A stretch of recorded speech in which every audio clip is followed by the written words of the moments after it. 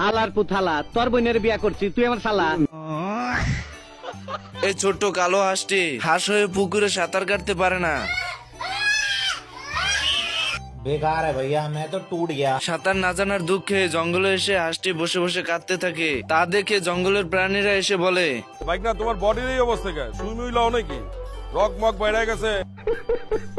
এরপর হাঁসটি কিভাবে সাঁতার শেখা যায় সাঁতার প্রশিক্ষকের কাছে চলে যায়। আমি বলুম না, আমার শোরুম করে। এটা কোনো সিদ্ধি ফিদ্ধি না, এটা সবজি। আচ্ছা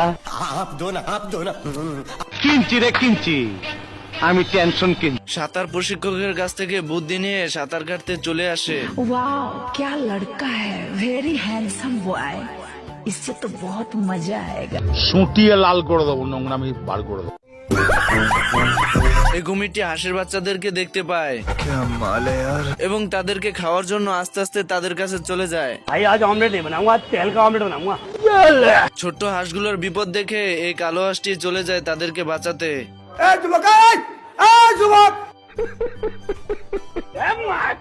কুমিরটি হাঁসটিকে দেখে ফেলে এবং লেজ দিয়ে বাড়ি মেরে তার মুখের ভিতর ভরে নেয়, কিন্তু বেশিক্ষণ রাখতে পারে না কারণ হাঁসটি দাঁত ভেঙে বেরিয়ে আসে। তোরা কে নাস আমার বাসা, আমার বোর কাপড় পরছে আমার শাশুড়ি, আমি জানতাম না।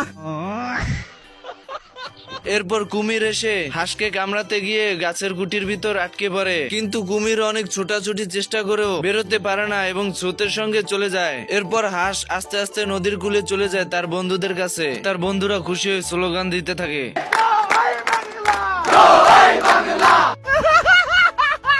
বন্ধুরা, ভিডিওটি ভালো লাগলে অবশ্যই লাইক এন্ড কমেন্ট করে জানাবেন। আপনাদের ভালোবাসায় আমাকে ভিডিও বানাতে উৎসাহিত করে।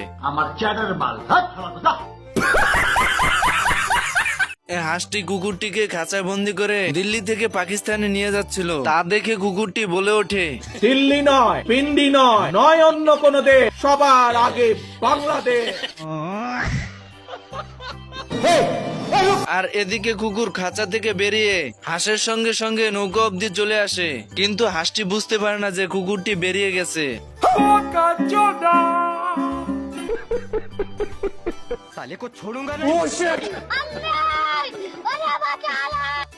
আরে এমালে তো কুকুর হয়ে বাদরের মতন গাছে গাছে ঝুলছে।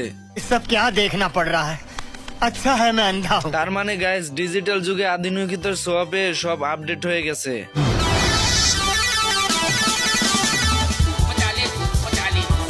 हेकर है भाई, हेकर है। हाँ हाँ हाँ